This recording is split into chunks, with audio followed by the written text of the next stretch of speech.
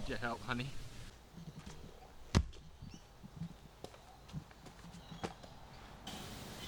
I've got dirty hands, so I'll go and wash them. Then I'll come and cuddle you. Come on, embrace it.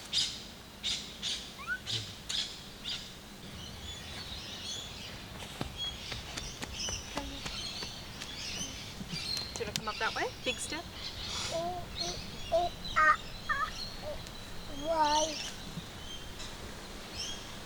Ready? Ready to jump? 1, 2, 3 for a kiss.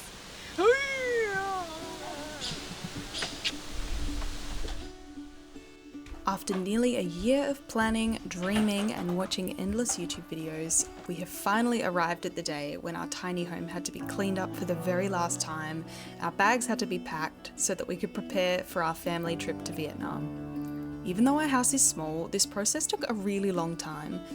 We wanted our house to be as clean as it possibly could be before we left it for 6 months. Where we live, the climate lends itself to mould growth, and we don't want to come home to a house that's full of mould. So my parents kindly babysat Tulsi for a day so that we could get into our house, scrub it and tidy it so that it's ready for our return, whenever that is.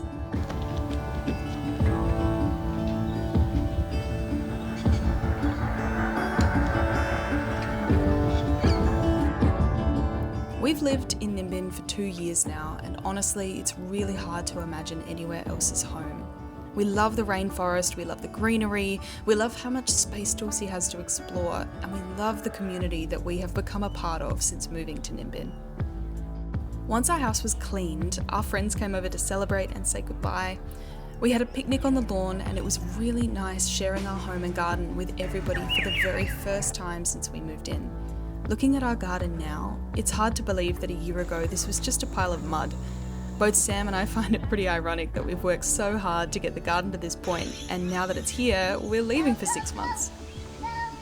We decided that it would be nice to spend a couple of days with my parents before flying out of Brisbane. Brisbane isn't our closest airport, so it gave us a couple of days to settle into the area and be close for when we flew out.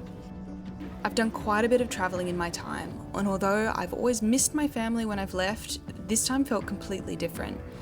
I'm not sure if it's just because I have a child now and see the world through not just my eyes and wants and needs, but also his, or perhaps it's because we're going away for longer than I ever have. But at some level, I created such a sense of stress in my body that from the moment I woke up on the day that we were due to fly out, I had made myself unwell. On the ride to the airport, I had full-on gastro symptoms. I felt like I was going to puke, my stomach was cramping, and I spent all of our check-in time at the airport in the bathroom. Eventually, I calmed myself down enough to be able to get on the plane, and despite having a really smooth plane ride to Singapore, Tulsi was a dream and Sam was really supportive. I struggled all the way there, not only with my emotions, but ongoing abdominal cramps that I just couldn't get to go away. We spent a 12-hour layover at Changi Airport in Singapore and thankfully had the opportunity to get 8 hours of much-needed sleep, which I think was my saving grace. I woke up feeling brand new and in a much better space to do the last leg of flying and get to Danang. We arrived in Danang at 11 AM and went straight to our new apartment, which is very beautiful. It has a lovely big triangular window that looks out over the street and a gigantic bathtub. We're here for 2 weeks, and it felt really nice to have somewhere soft to land after such an emotionally taxing journey. We spent the first day indoors, other than a short walk to the beach, which is only a couple of streets away. The noise of the street has been a big adjustment, especially for Tulsi. Sam and I have spoken a lot over the last week about Tulsi's experience of life up until this point and living in Ninh Binh. It's been quiet and peaceful, and his exposure to people has been soft and gentle. Here in Vietnam, it is loud and chaotic. People want to touch Tulsi and take photos with him. It's only over the last few days that he's softened to the Vietnamese people and allowed them to come close enough for a high five or a cuddle. Sam and I are working really hard to support Tulsi and each other as we adjust to this new way of living in a really soft and gentle way.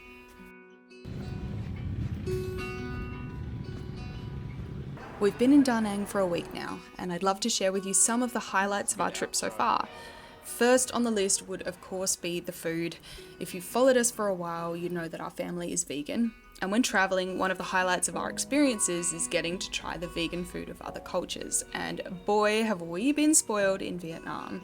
Danang has such a rich vegan scene with restaurants that cater to all different types of cuisines. With Vietnamese to Western to Korean, there's an option for everyone. We've been eating a lot of banh mi, a lot of smoothies, noodle dishes, fresh juices, and huge tempeh salads. We've also been really enjoying the accessibility of fresh tropical fruit. Second on our list would be our trip to Hoi An. Hoi An is a city on Vietnam's central coast that is known for its well-preserved ancient town cut through with canals. The former port city's melting pot history is reflected in its architecture, which contains a mix of eras and styles from the wooden Chinese shop houses to colourful French colonial buildings. Honestly, Hoi An is such a beautiful little city. If you come at night, the town is completely lit up and the market stores are all open.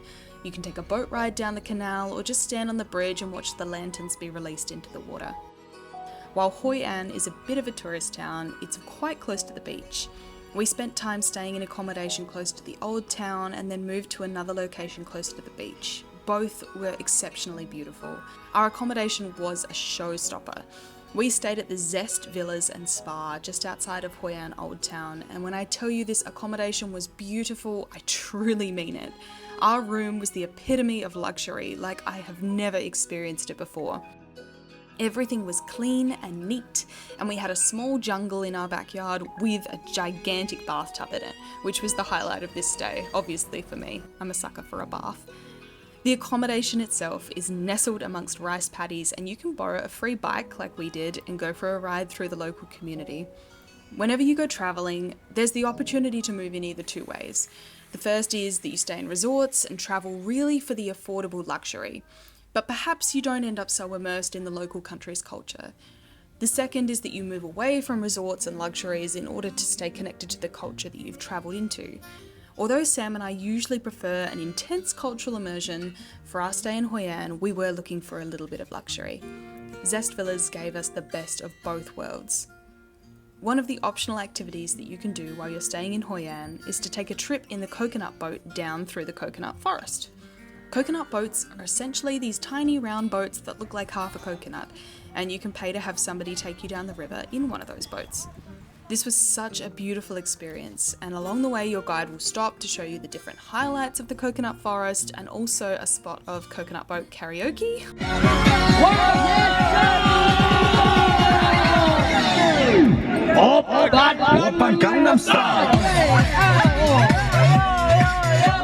Which Sam loved. One thing that we weren't aware of until we were on our boat journey was that part of the tour includes a fishing show and a demonstration of crab spearing. For all of my vegan, vegetarian or animal loving friends out there who don't want to see any crabs harmed during the boat tour, never fear, just make sure you have the Google Translate app downloaded on your phone and let your boat driver know that you are Quan Che. Che literally translates to plain. It means the type of food that Buddhists eat, without any meat or strong flavours from garlic or hot chili. It also happens to mean vegan, in the Western understanding of the word. Our boat driver understood straight away and avoided any animal-based experiences, which we were very grateful for.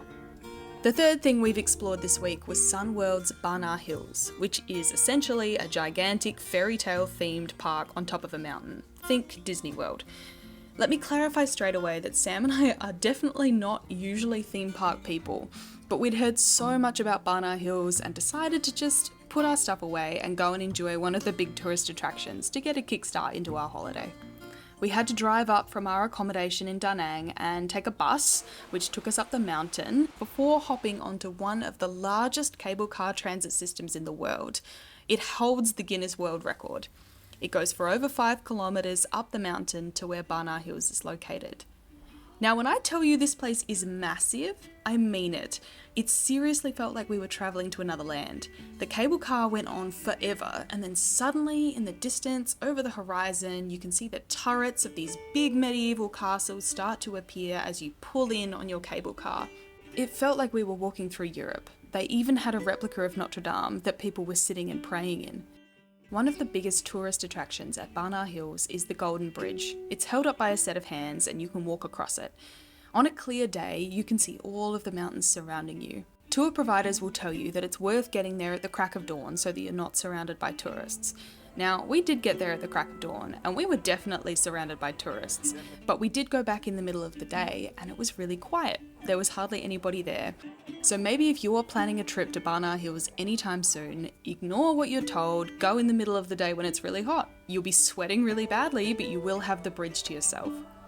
Tulsi had a big nap while we were in BaNa Hills, which gave Sam and me lots of time to just walk around and explore and talk, which was really nice.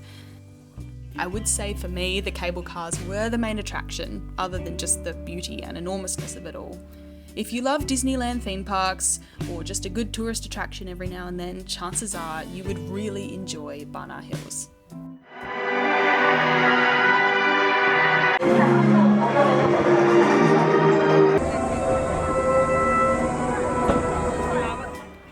I'd like to give an honourable mention to the Danang night market. The night market is full of gifts and knickknacks and pieces of art. You can get knockoff Crocs or Nike wear, or you can get a really nice massage from one of the many masseuses throughout the market. Right next to the night market is an icon of Danang, and that is the Dragon Bridge. The Dragon Bridge is, in fact, the world's largest dragon bridge, and at 9 o'clock every Saturday night you can watch while the dragon's head spits fire and water all over the tourists standing at the bottom of the bridge. Last but not least, we have the Tra Peninsula beaches. We're currently staying on the Tra Peninsula, and it really is beautiful. You can see the rainforests at the point of the peninsula and the mountains, and we're staying away from the touristy section of the beach, which is equally just as lovely, but obviously in a very different way.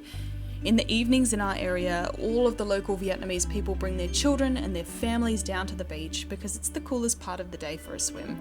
They fly kites, and you can see all of the light of the more popular parts of the beach in the distance. It's really beautiful, and it's a really nice way to feel like you're a part of the community, especially watching Tulsi playing with the local children. That makes my heart really happy. So 1 week down, we're moving into our second week now and have plenty more adventure ahead of us. Thanks for tuning in and keeping up with our little journey. We really love sharing our life with you all. If there's anything else you'd like to hear from us or see from us while we're here, leave a comment below and we'll either get back to you or maybe we'll cover it in a future video. Who knows? Alright, this is where I love and leave you. See you next time.